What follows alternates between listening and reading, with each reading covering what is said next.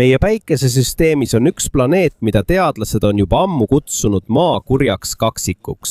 Mitte sellepärast, et nad näevad ühesugused välja, vaid sellepärast, et neil on peaaegu sama suurus, kaal ja koostis. Aga samal ajal, kui Maa on täis elu, on see planeet muutunud sõna otseses mõttes põrguks ja selle nimi on Veenus. Esmapilgul näib see lihtsalt tavalise ereda tähena öötaevas. Tegelikult on see üks eredamaid objekte taevas pärast kuud. Aga ära lase end petta, sest Veenusel on väga erilised omadused. Sellel planeedil on võime sulatada rauda, purustada kosmoselaevu ja hävitada sondid vaid mõne minutiga. Sellegipoolest ja külma sõja ajal üritas üks riik korduvalt sellele planeedile tungida. See riik oli Nõukogude Liit. Kui tänapäeva maailm on hõivatud Marsiga ja tulevaste kolooniate võimalusega seal, siis 60-ndatel toimus midagi erilist. Tollal keskendusid teadlased rohkem Veenusele, mitte Marsile. Aga miks? Kuid enne kui alustame, ära unusta sellele videole meeldimist panna. See on meie sisuloojate jaoks väga oluline. Suur tänu ja nüüd alustame. Sest juba ammu teadsid astronoomid, et Marss on külm ja kuiv. Seda oli võimalik näha võimsate teleskoopidega maalt. Aga Veenus? Olukord on teistsugune. Selle pinda ei ole näha. Seda katab väga paks pilv, mis meenutab püsivat tormi. Ja selle tõttu hakkasid paljud teadlased mõtlema, mis selle all tegelikult on. Mõned uskusid, et see võib olla troopiline džunglimaailm. Märg planeet, mis on täis vihma, soid, kummalisi taimi ja tulnukolendeid.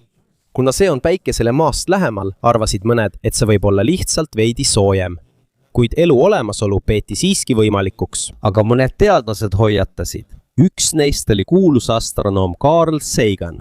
Tema analüüsi kohaselt ei pruugi Veenus olla paradiis, vaid hoopis väga äärmuslik kasvuhoone maailm. See tähendab, et soojus võis jääda selle atmosfääri lõksu, kuni planeedi kliima muutus täiesti kontrollimatuks. Ja kui Nõukogude sondid kohale jõudsid, hakkas tõde ilmsiks tulema. Kosmose võidujooksu haripunktis ei ajanud Ameerika Ühendriigid ja Nõukogude Liit taga ainult teadust. See oli ka uhkuse, propaganda ja ülemaailmse domineerimise võitlus. Maailm oli juba varem üllatunud, kui Nõukogude Liit lasi orbiidile Sputnik 1 esimese tehiskaaslase ajaloos. Seejärel saatsid nad Juri Gagarini esimese inimesena kosmosesse. Seega oli loomulik, et nad tahtsid ka esimestena Veenusele jõuda. Aga see missioon oli väga raske. Pea meeles, tol ajal polnud veel tänapäevaseid arenenud arvuteid. Polnud veel kaasaegset tehisintellekti navigatsiooni, kiireid protsessoreid ega keerukaid simulatsioone. Enamik arvutusi tehti primitiivsete arvutite ja matemaatiliste hinnangute abil. Aga isegi nii jätkasid Nõukogude insenerid oma aja ühe kõige ambitsioonikama projektiga, Venera programmiga. See oli Nõukogude kosmosemissioonide sari, mis oli spetsiaalselt loodud Veenuse uurimiseks. Ja tegelikult oli see üks kõige ohtlikumaid uurimisprojekte. Kosmoseteaduse ajaloos saadeti esimesed sondid teele 60ndate aastate alguses. Aga nad ebaõnnestusid korduvalt. Mõned sondid kadusid kosmoses, teised plahvatasid stardi ajal. Ja mõledega katkes side. Ja mõned hävisid täielikult enne sihtkohta jõudmist. Kuid Nõukogude Liit ei andnud alla. Mida rohkem ebaõnnestumisi tuli, seda paremini mõistsid nad, kui vaenulik on Veenus. Seal avastasid nad, et Veenuse atmosfäär on peaaegu puhas süsihappegaas. Nõukogude ja hilisemate NASA missioonide andmete põhjal on selle pinnal õhurõhk rohkem kui 90 korda suurem kui Maal. Et saaksid aru, kui hull see on nagu sind suruks peaaegu 1 kilomeetri paksune veekiht mere all. Ja probleem pole ainult rõhus. Veenuse pinna keskmine temperatuur ulatub üle 800 kraadi Fahrenheiti ehk rohkem kui 460 kraadid Celsiuse järgi. See on isegi kuumem kui Merkuur, kuigi Merkuur on päikesele lähemal. Aga miks? Selle põhjuseks on kontrollimatu kasvuhoone efekt. Planeedi teadlaste ja NASA andmete kohaselt jäi soojus Veenuse atmosfääri lõksu, kuna seal on väga palju süsihappegaasi. Ja mida kuumemaks planeet muutub, seda vähem suudab ta end jahutada. Tulemuseks on planeet, mis meenutab hiiglaslikku survekeetjat. Ja just sinna üritas maanduda Nõukogude Liit. 1970. aastatel hakkasid Venera missioonid läbimurdeid saavutama. Nad ei lähenenud lihtsalt Veenusele. Nad suutsid järk-järgult selle atmosfääri siseneda ja kui sondid alla laskusid, avastasid nad midagi üllatavat. Veenuse pilved ei ole tavalised veepilved. Need on hoopis väävelhappepilved, happevihm, mürgine õhk ja peaaegu üldse pole haplikku. Kui inimene asetataks Veenusele ilma kaitseta, sureks ta tõenäoliselt juba mõne sekundi jooksul. Sama kehtib ka sondide kohta. Ja isegi nii oli üks missioon, mis sai ajalooliseks. See oli Venera 7 maandumine. See oli esimene kosmoselaev ajaloos, mis suutis edukalt saata andmeid teise planeedi pinnalt. Kuigi see ei kestnud kaua, oli see piisav, et tõestada, et on võimalik jõuda Veenuse pinnale. Pärast seda suurendas Nõukogude Liit veelgi oma missioone. Ja kui saabusid järgmised Venera sondid, nägi inimene esimest korda Veenuse tõelist välimust. See ei olnud džungel, see ei olnud ookeanimaailm, see ei olnud tullukate paradiis. See oli surnud maailm. Tume taevas, kivine ja purustatud maastik, paks oranž atmosfäär ja kuumus, mis oli nagu lõputu apokalüüpsis. Venera 13 missiooni piltide põhjal näeb Veenuse pind välja nagu vulkaanilise tühermaa ja tööstusliku ahju kombinatsioon. Sondid kestsid seal vaid umbes tunni enne, kui äärmuslikud tingimused need lõplikult hävitasid.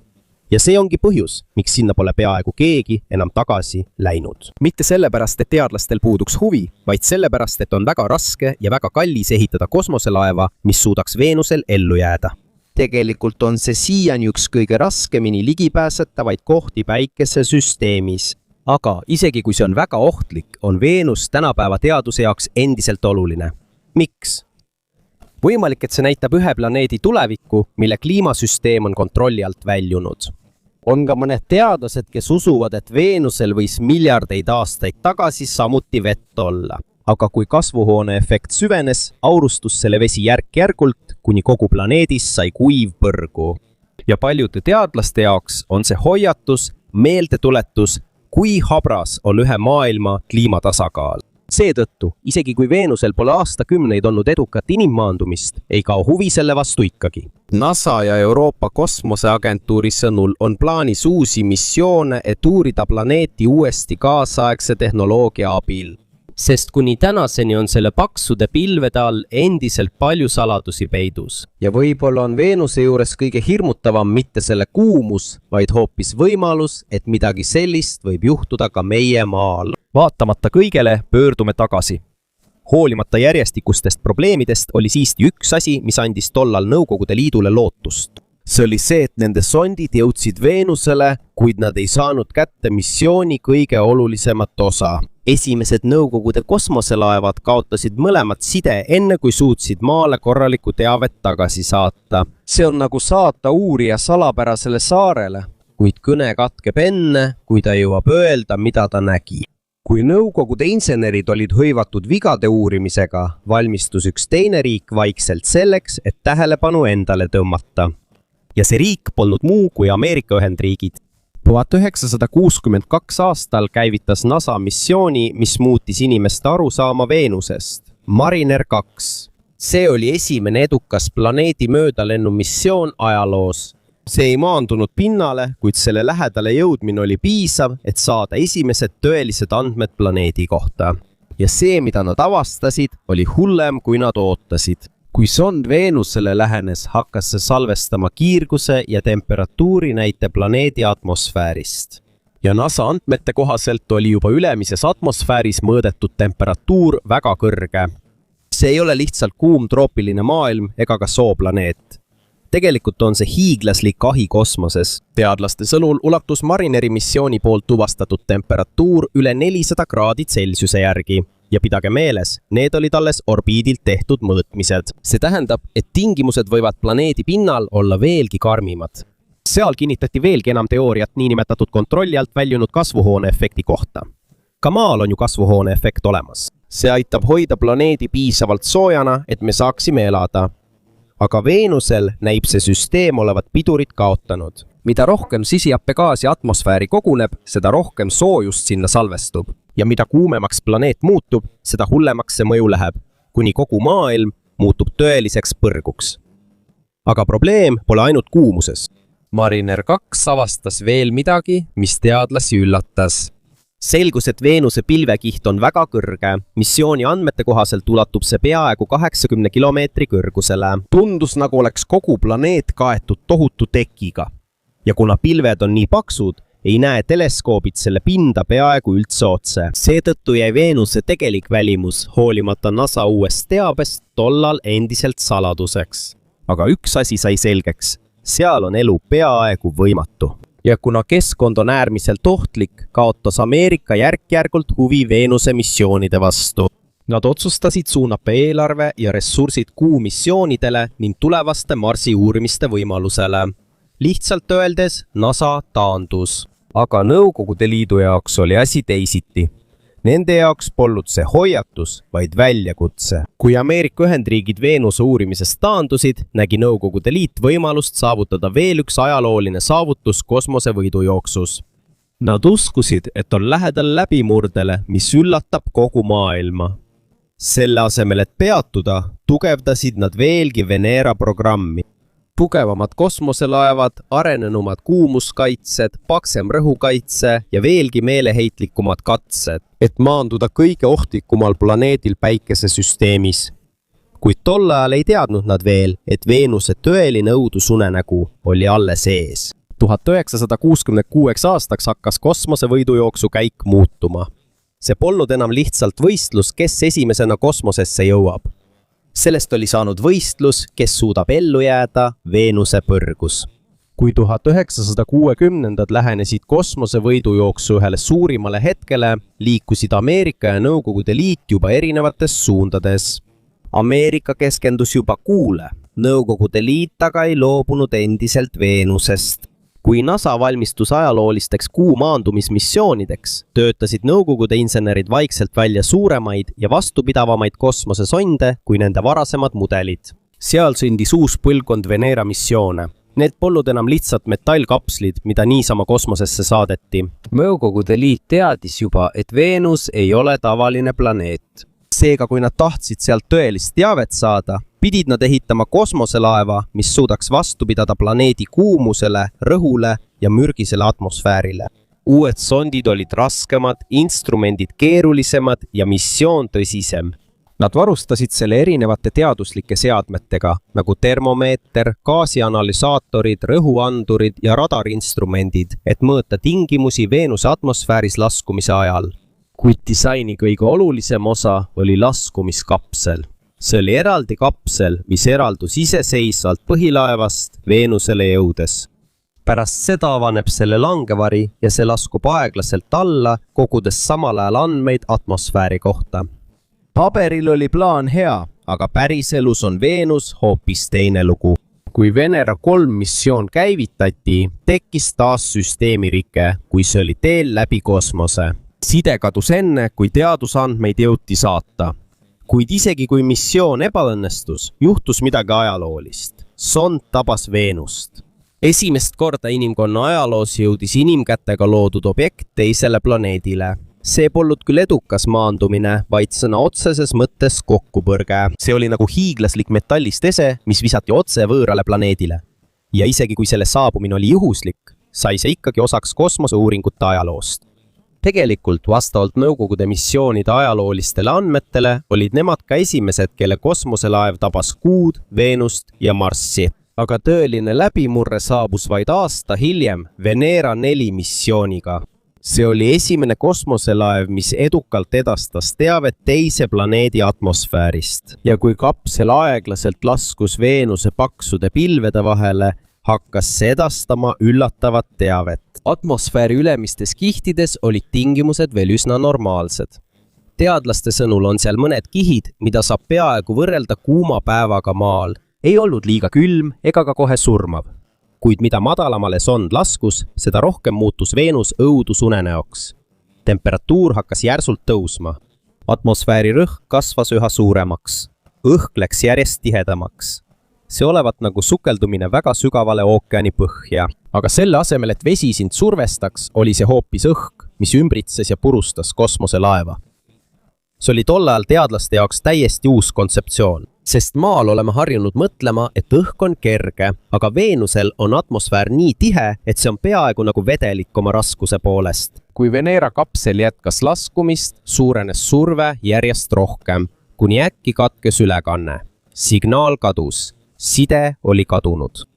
Ja Nõukogude teadlaste analüüsi kohaselt purustas Veenuse atmosfääri tohutu raskus tõenäoliselt kapsli. See oli nagu puruks pressitud limonaadipurk. Siis said nad aru ühest hirmutavast tõest. Veenus oli palju hullem, kui nad arvasid.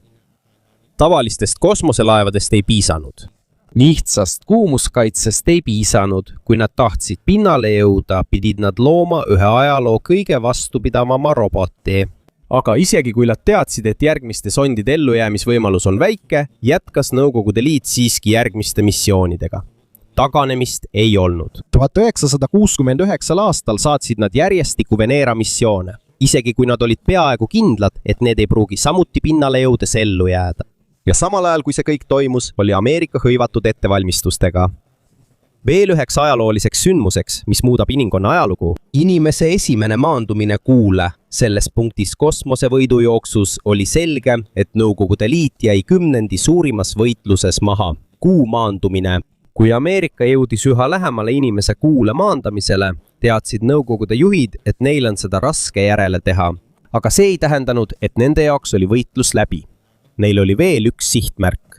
Ja see oli Veenus. Nõukogude Liidu jaoks oli võimalik, et just siin saavad nad tasa teha. Kui nad suudavad teha murrangulise avastuse kõige ohtlikumal planeedil päikesesüsteemis, saavad nad ikkagi maailmale näidata, et nemad on tõelised planeetidevahelise uurimise kuningad. Seetõttu, isegi kui ebaõnnestumised tulid järjest, ei andnud nad alla. Selle asemel muutsid nad oma kosmoselaevad veelgi suuremaks ja tugevamaks. Uued Venera sondid ei olnud enam tavalised kosmosekapslid. Need olid nagu soomustatud tankid, mis olid loodud põrgus ellujäämiseks. Paksem teraskest, tugevam välimine struktuur ja selle sees oli titaanist sfäär, mis kaitses seadmeid Veenuse äärmise kuumuse eest. Nad just ehitasid väikese punkri kosmoselaeva sisse. Lisaks olid paigaldatud ka lisapõrutussummutid, et maandumise löök vastu pidada. Tegelikult polnud Nõukogude insenerid enam kindlad, kas on üldse võimalik Veenusel korralikult maanduda, kasutades tavalisi langevarjusüsteeme. Ja neil oli õigus. Aastal 1970 saabus üks tähtsamaid missioone Veenuse uurimise ajaloos. Venera 7 missioon. Kui kosmoselaev laskus Veenuse atmosfääri, oli alguses kõik korras. Langevaari avanes ja kapsel hakkas aeglustuma. Kuid varsti tekkis probleem. Nõukogude inseneride analüüsi kohaselt võis langevari kuumuse tõttu rebeneda või sulada.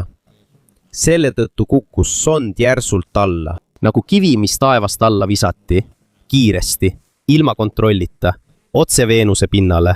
Maal oleks kosmoselaev sellise maandumise korral kindlasti kohe purustatud. Seetõttu, kui Venera 7 selge signaal kadus, arvasid vaatlejad Nõukogude Liidus, et see on jälle üks ebaõnnestumine. Kuid nad märkasid midagi kummalist. Oli veel nõrk signaal. Antenni oli kahjustatud ja kosmoselaev oli saanud tugevalt viga. See oli siiski veel töökorras. Ja just siis suutis inimene esimest korda saata otseinfot Veenuse pinnalt. Need andmed kinnitasid lõplikult teadlaste suurimat õudusunenägu. Sondi mõõtmiste kohaselt ulatub Veenuse pinnatemperatuur peaaegu 475 kraadid Celsiust. Et sa mõistaksid, kui kuum see on see peaaegu sama temperatuur nagu tööstuslikus ahjus või puuküttega pitsaahjus. Tavaline elektroonika ei suuda seal vastu pidada. Isegi tänapäevastel masinatel oleks sellises keskkonnas raske hakkama saada. Aga selle asemel, et hirmu tunda, muutus Nõukogude Liit veelgi otsustavamaks. Nende arvates, kuigi nad kaotasid kuu võidujooksu, on neil veel võimalus ajalugu teha. Nad võivad olla esimene riik, kes avastab teiste planeetide, Veenuse, Marsi saladusi ja võib-olla saavad nad võtmeks mõistmaks, kuidas maailmad universumis tekivad. Seetõttu hakkas 1970. aastate alguses Nõukogude kosmoseprogrammi suund muutuma. Nüüd keskenduti rohkem süvakosmose uurimisele. Tegelikult saatsid nad 1971 aastal kosmoselaeva, mis tegi esimesena pehme maandumise Marsile. Kuigi see kestis vaid mõne sekundi, enne kui signaal täielikult kadus. Kuid nad ei loobunud siiski Veenusest, sest järgmisel missioonil olid nad veelgi edukamad. See oli Venera 8 missioon. Seekord maandus see korralikult pinnale ja saatis andmeid peaaegu tund aega. Ja just seal kinnitati veelgi enam, kui võimatu on Veenusel elada. Lisaks äärmuslikule kuumusele on sealne atmosfääri rõhk peaaegu 90 korda tugevam kui maal. See on nagu oleksid peaaegu kilomeetri sügavusel vee all. Ja sellega asi ei piirdu. Veenuse alumine atmosfäär on samuti täis väävelhapet. Jah, see sama kemikaal, mida kasutatakse autoakkudes. Lihtsamalt öeldes peaaegu kõik Veenusel tahab su kosmoselaeva hävitada. Kuumus, rõhk, hape, mürgised gaasid. Aga oli veel üks asi, mille Venera 8 avastas ja mis ajas Nõukogude insenerid veel rohkem hulluks. Selgus, et Veenuse pinnal on piisavalt valgust. See tähendab, et on võimalik pilte teha. Ja kui nad õnnestuvad, oleks see esimene foto mõne teise planeedi pinnalt.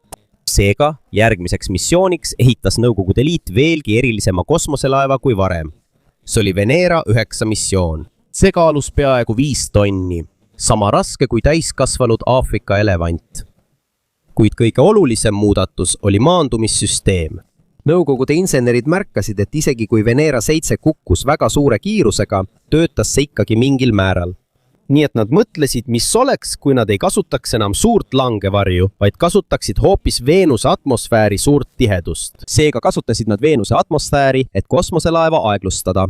Ja just selleks tegidki nad Venera 9-le uue aerodünaamilise disaini. Veenusel on nimelt väga omapärane atmosfäär. See on nii tihe, et tundub peaaegu nagu vesi, mitte tavaline õhk.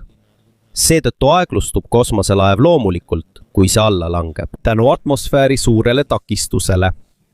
Ja pärast kõiki ebaõnnestumisi, õnnetusi ja peaaegu võimatuid missioone õnnestus neil lõpuks. Aastal 1975 nägi inimene esimest korda Veenuse tõelist pinda. See ei olnud maal, see ei olnud kunstniku kujutlus, vaid tõeline foto teiselt planeedilt. Ja see, mida nad nägid, oli vaikne, tume ja justkui surnud maailm, mis meenutas maailma lõppu. Esimene foto Veenuselt ei olnud selline, nagu paljud tol ajal ootasid. Ei olnud tullukate linna, ei olnud kummalisi taimi, ei olnud ühtegi liikuvat olendit. Selle asemel nägi maailm vaikset paika, mis oli täis kive, tolmu ja purustatud maastikku. See meenutas mahajäetud vulkaanilist tühermaad. Aga isegi kui see nägi välja lihtne, oli neil fotodel väga suur tähendus. Sest esimest korda inimkonna ajaloos nägime me tõelist pilti teise planeedi pinnalt. Esimene pilt Venera 9 missioonilt näitas teravaid kive ja liivast pinnast maanduri ümber. See ei olnud visuaalselt muljetavaldav, aga tolleaegsete teadlaste jaoks oli see tohutu saavutus.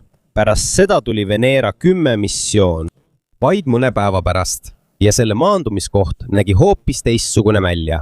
Maastik oli tasasem, suuri kive oli vähem ja teadlaste analüüsi kohaselt võis see piirkond olla iidne laavavool. See tähendab, et Veenusel on juba ammu olnud tugev vulkaaniline aktiivsus. Ja siiani on mõned teadlased, kes usuvad, et seal võib ikka veel olla aktiivsust. Aga isegi kui Nõukogude Liit oli edukas Veenusel piltide saamisel, polnud iga missioon siiski lihtne. Üks nende suurimaid probleeme oli just kaamerasüsteem ise. Veenuse atmosfääri äärmise kuumuse tõttu pidi kaamera olema kaitstud, kui kosmoselaev laskus. Kui mitte, võib objektiiv kohe üles sulada või kahjustuda juba enne pinnale jõudmist.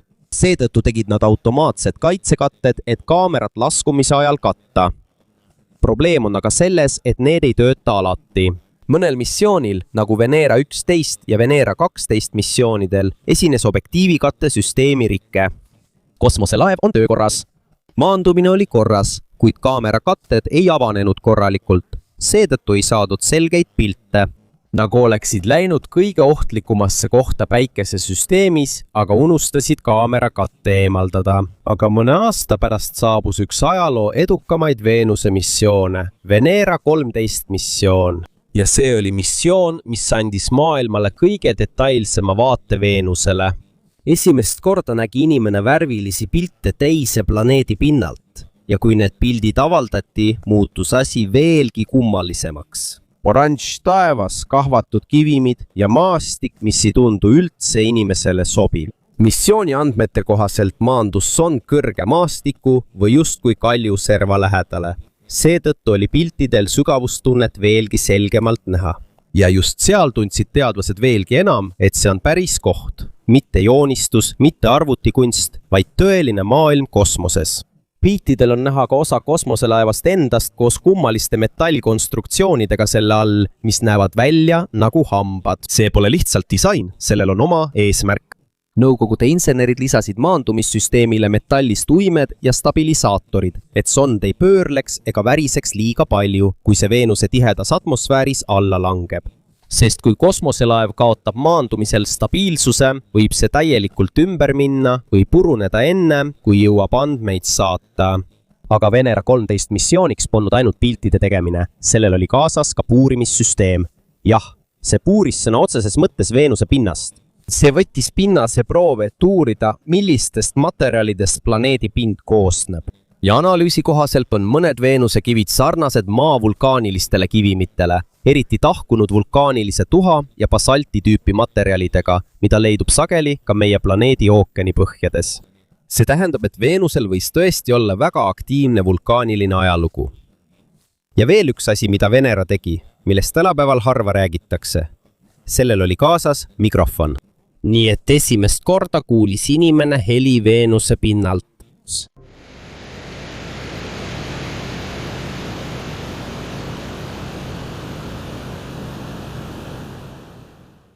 Need ei olnud dramaatilised tullukate helid, ei olnud ühtegi koletist, ei olnud kummalisi signaale, vaid nõrk tuulekohin ja kosmoselaeva enda heli, kui see töötas väga tiheda atmosfääri all. Aga isegi kui see oli lihtsalt tavaline müra, on selles midagi erilist, kui tead, et see tuleb teiselt planeedilt. See on nagu kuulaksid maailma hingamist, mis ei olnud kunagi loodud inimese jaoks elamiseks. Pärast Venera 13 tuli veel Venera 14 missioon. See kinnitas taas, et paljud Veenuse piirkonnad on täis vulkaanilisi kivimeid ja laiu tasaseid alasid.